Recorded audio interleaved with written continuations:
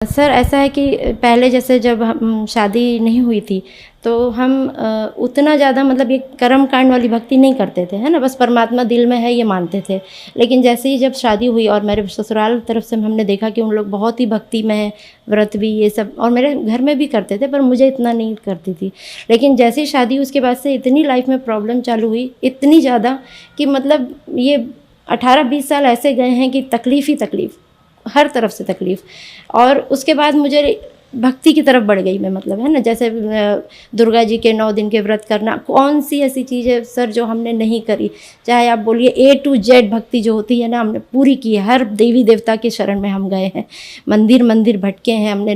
मंगलवार को, शनिवार को हनुमान जी में जाके प्रसाद चढ़ा रहे हैं, चोला चढ़ा रहे हैं, कहीं दुर्गा जी के 9 दिन के व्रत करके रतनपुर में जा रहे हैं। मतलब बहुत कठिन से कठिन जो भक्ति होती है ना, सुबह 5 बजे उठ के सूरज भगवान को जल दे रहे हैं, पेड़ों की तक पूजा कर डाली, 5 पेड़ लगा के उनको गमले में, उनकी रोज सरसों का तेल जलाई, हर तरह की भक्ति कर चुकी थी। और इससे मेरी समस्या कम होने के बजाय बढ़ते चली जा रही थी। मतलब मुझे आश्चर्य होता था कि हमने किसी का कुछ बिगाड़ा नहीं है, ना किसी का हम बुरा सोचते हैं, पर मेरी लाइफ में इतनी स्ट्रगल्स क्यों आ रही है। और सब कुछ ठीक था, मतलब मेरे हस्बैंड एक पुलिस जॉब में इंस्पेक्टर थे और उनकी अच्छी पोस्ट थी, कोई आर्थिक समस्या भी नहीं थी हम लोगों को। लेकिन घर में बहुत चिक चिक होती थी, बहुत मतलब कोई कलह रहती थी, और एक दूसरे के साथ मतलब जो अंडरस्टैंडिंग होनी चाहिए वो नहीं होती थी। उसके बाद फिर वो जब उनकी परेशानी बढ़ी, मतलब जैसे उनको बीमार हुए, वो उनको हार्ट अटैक आया था, तो उसके बाद से उनकी सेहत गिरती चली गई। और उसके बाद मेरे माता पिता एक्सपायर हो गए। अब जब मेरे माता पिता एक्सपायर हुए, यहाँ पर हस्बैंड बीमार हो गए, हम लोग आर्थिक रूप से भी बहुत परेशान थे और कोई कहीं से कोई सपोर्ट भी नहीं था। उसके बाद हस्बैंड की भी डेथ हो गई। जब उनकी डेथ हुई तो हम तो बिल्कुल ही बेसहारा हो गए, क्योंकि मेरे साथ मेरे 2 बच्चे हैं, मेरे बेटा और बेटी और मैं, और हम 3 के अलावा हमारा मतलब ऐसा लगता था कि जैसे दुनिया में कोई है ही नहीं, क्योंकि कोई हमें पूछने वाला नहीं था, कोई हमें मतलब किसी एक पैसे की मदद नहीं कर रहा था। जबकि सब जानते थे कि ये लोग 8 साल से जो आर्थिक उससे जूझ रहे हैं, वो चीज़ के लिए हमें कोई हेल्प कहीं से नहीं मिली, किसी ने नहीं की। हमें एक्सपायर हो गए। उसके बाद से तो जैसे कि हम लोग के ऊपर पहाड़ टूट पड़ा, क्योंकि हम जानते हैं कि हमारा इस दुनिया में मेरे पति के सिवा तो कोई था ही नहीं अब। तो बिल्कुल ही अकेले हो गए और आर्थिक रूप से इतने कमज़ोर हो गए थे कि 0 बैंक बैलेंस था, कुछ नहीं था हम लोगों के पास, कर्ज में डूब चुके थे पूरी तरह, है ना। इसके बाद मेंटल मॉरल सपोर्ट तक नहीं था किसी का हमारे पास। और जब संत रामपाल जी महाराज जी की शरण में बस हमने एक ही चीज़ सोची मैंने कि अब बस परमात्मा कहाँ हो आप, अगर आप हो तो आप ही हमें संभालोगे। और मैंने सब चीज़ छोड़ दी, क्योंकि पूजा पाठ से मुझे कुछ लाभ तो मिला ही नहीं था। वो सब छोड़ के हमने सिर्फ संत रामपाल जी महाराज जी को फॉलो करना शुरू किया, उनके सत्संग सुनना शुरू किया, उनके बारे में मतलब मेरे सिस्टर ने मतलब मुझे संत रामपाल जी महाराज जी के बारे में बताया था भोपाल से, वो और उन जीजा जी जुड़े थे, और वो मुझे 3 साल पहले ज्ञान गंगा पुस्तक दे चुकी थी कि आप इस पुस्तक को पढ़िए, आपकी जीवन में समस्याएं वो दूर होंगी। पर मैं नहीं मानती थी, मतलब मुझे पता नहीं कि विश्वास नहीं हो रहा था कि ये पुस्तक में ऐसा क्या है जो ये लोग जुड़ गए, और शायद मैं भी मतलब उस वशीभूत होकर जुड़ जाऊँ, मुझे ऐसा लग रहा था। तो मैं उस वजह से उसको हाथ नहीं लगाती थी। लेकिन जब परेशानी बहुत बढ़ी तो अचानक, जैसे मैं बम्बई की, मेरी सिस्टर, मेरा मायका बम्बई में ही है, तो मेरी बहन और हम ऐसे ही चले गए कि नामदान केंद्र जाकर आते हैं, और उन्होंने भी थोड़ा सत्संग सुने तो बोला नहीं ज्ञान बहुत अच्छा है, सुनना चाहिए। तो थोड़ा समझा और नामदान केंद्र गए और संत रामपाल जी महाराज जी से नाम दीक्षा ली। जैसा कि आपके बताए अनुसार आप पर दुखों का पहाड़ टूटा हुआ था, तो क्या संत रामपाल जी महाराज से नाम दीक्षा लेने के बाद आपको लाभ मिले?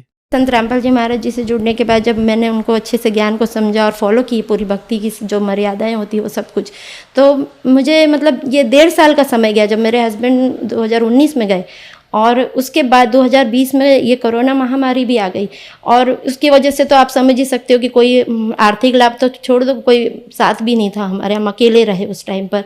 लेकिन हमें हर समय पता नहीं कहाँ से परमात्मा ने हमें मदद की और हमारी ज़रूरतें पूरी होती रही। जब मेरे हस्बैंड मतलब चले जाने के बाद जो हमें आर्थिक परेशानी का सामना करना पड़ रहा था, और पेंशन भी नहीं हमारी हुई थी, ना अनुकंपा नियुक्ति का कोई ठिकाना था, मतलब किसी प्रकार की कोई आर्थिक मदद जो विभाग से मिलनी चाहिए उसके लिए बहुत दिक्कत हो रही थी। पेंशन के लिए मेरे घर से, मेरे मतलब इन लॉज के घर से ही इन लोगों ने कुछ उनके थोड़े राजनीतिक अच्छे संबंध है, सोर्स है, मतलब पावर है, उसका इस्तेमाल करते हुए उन्होंने उधर रोक दिया था, तो वो हमको मिल नहीं पा रही थी। हम लोग बहुत परेशान हो रहे थे। हम कोई भी सरकारी काम जानते नहीं थे। हम तीनों जन सुबह से निकलते थे, कैसे हर विभाग के चक्कर मारते थे, कभी कभी खाना भी खाए पिए नहीं रहते थे। और अपने आप हमको नहीं पता, परमात्मा इतनी प्रेरणा करता था, वो खुद ही हमें बताता था। जैसे दिमाग में आता था आज इससे मिलना है, आज उस अधिकारी से मिलना है। और वो करके जब मैंने बहुत आस छोड़ दी कि कहीं से कुछ नहीं हो रहा है, तो उसके बाद मैंने अपने संत रामपाल जी महाराज जी के यहाँ पे अरदास लगाई कि मालिक यही है परेशानी, क्योंकि अब बच्चों को भी पढ़ाई लिखाई भी रुक रही थी और बहुत तकलीफ़ भी हो रही थी। तो वहाँ पर से हमको जब जवाब आया कि मालिक दया करेंगे, तो सच में मालिक ने दया की। मुझे घर बैठे, आप यकीन नहीं करेंगे, मुझे घर बैठे पता चला कि स्पंदन सेल कुछ होता है पुलिस विभाग में, जहाँ पे हमको अपनी कंप्लेन देनी रहती है। वहाँ पे कंप्लेन दी। मेरा इतने जल्दी डीजी सर ने खुद आगे होके इतने जल्दी मेरा पूरा मामला को बहुत जल्दी, बहुत 15 दिन के अंदर मुझे सब कुछ पूरा निपटा के दिया। पेंशन भी मिली, मुझे अनुकंपा नियुक्ति मिली। आज मैं भी पुलिस विभाग में एसआई के उसमें पोस्ट पे काम कर रही हूँ। अनुकंपा नियुक्ति मिली है मुझे मेरे पति के स्थान पर। और आज हम लोग अपना सर उठा के अपने पैरों पे खड़े हैं, जी रहे हैं अच्छे से। संत रामपाल जी महाराज जी की दया से ये सब कुछ हुआ है, ये चमत्कार। और शारीरिक लाभ तो हुए ही हैं। जैसे बीच में हमको कोरोना हो गया था, तो जब कोरोना हुआ हम तीनों को और एक साथ हुआ, तो हम लोग एक दूसरे की देखभाल भी नहीं कर पा रहे थे, ना पानी देने वाला तक कोई नहीं था। ऐसे समय में हम परमात्मा को याद करते थे कि मालिक बस आपकी मर्जी, जैसी आपकी मर्जी। तो परमात्मा की दया से बस एक व्हाट्सएप पे मैसेज बस मैंने डाला था एक भगतमती को कि बीमार हूँ, और ये भी नहीं बताया था कि कोरोना है। पर वो भगतमती ने पता नहीं कहाँ बताया, और जो संत रामपाल जी महाराज जी हैं उन लोगों ने घर पे परमात्मा ने संत रामपाल जी महाराज जी की दया से घर पर हमारे भोजन पहुंचाए, हमारी दवाई पहुंचाई, हमारे लिए फल फ्रूट पहुंचाए, हमारा पूरा ध्यान रखा। जब तक हम ठीक नहीं हो तब तक हमें फ़ोन आके सब पूछते थे कि आज आपने भोजन किया है कि नहीं, आपका सेहत कैसी है। तो ये तो मालिक ही कर सकते ना। संत रामपाल जी महाराज से नाम दीक्षा लेने के बाद आपको बहुत सारे लाभ प्राप्त हुए। संत रामपाल जी महाराज के बारे में एक आम धारणा ये भी है कि उनसे उनके अनुयायी अंधश्रद्धा के तहत जुड़ते हैं। आप एएसआई हैं, एएसआई की पोस्ट पर काम कर रही हैं, तो क्या ये बात सही है? क्योंकि आपको सुनकर ऐसा नहीं लगता कि आप संत रामपाल जी महाराज से अंधश्रद्धा के तहत जुड़ी हों। नहीं, अंधश्रद्धा से हम नहीं जुड़े हैं, क्योंकि श्रद्धा और भक्ति तो हमने बहुत कर ली थी, है ना। लेकिन जब हमने ये ज्ञान समझा, ज्ञान से जुड़े हैं हम। जब हमने ज्ञान समझा, हमारे तो पैरों तले जमीन खिसक गई, क्योंकि हमें पता चला कि हम जो भक्ति साधना करें, हम सोचते थे हम भगवान को कर्ज करते हैं। ज़्यादातर लोग भगवान को ब्लेम करते हैं कि हम ये कर रहे हैं, वो कर रहे हैं, भगवान है ही नहीं। पर भगवान तो है ही नहीं। लेकिन हमें जब यही संत रामपाल जी महाराज जी ने हमारे सदग्रंथों से ये बताया हमें कि हमारे ग्रंथों में लिखा हुआ है कि हम जो भक्ति कर रहे हैं वो शास्त्र विरुद्ध है, इसलिए हमको लाभ कहाँ से होंगे? हम कुछ गलत कर रहे हैं जो हमें नहीं करना चाहिए। और उन्होंने हमें बताया कि परमात्मा कौन है, कैसे मिलेगा, उनको पाने की विधि क्या है, उनको पाने का सही भक्ति विधि क्या है, मोक्ष का मार्ग क्या है। जब ये पता चला तो ये तो दुख जो हमारे थे वो तो चलो साथ चल रहे थे, मगर हमारे तो जैसे कांटो बदन में बोलते ना, खून नहीं, ये समझ में आया कि अरे हम तो बहुत ही गलत भी कर रहे थे इसके साथ साथ, इसीलिए तकलीफें इतनी बढ़ रही थी।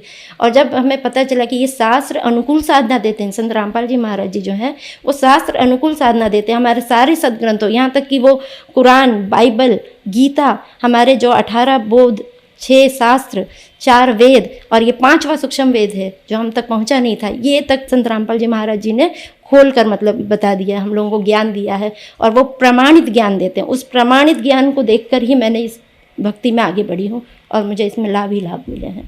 संत रामपाल जी महाराज से नाम दीक्षा कैसे ली जा सकती है? संत रामपाल जी महाराज जी से नाम दीक्षा बड़ी आसानी से मिल जाती है, वो भी बिना किसी पैसों के निःशुल्क शिक्षा मिल जाएगी। जो सत्संग चलते हैं संत रामपाल जी महाराज जी के चैनल पर, उसमें नीचे पट्टी चलती है पीली, उस पर सारे फ़ोन नंबर्स लिखे रहते हैं, उन पर कॉल करके नामदान केंद्रों के बारे में आप जान सकते हैं और ले सकते हैं नाम दीक्षा। धन्यवाद जी।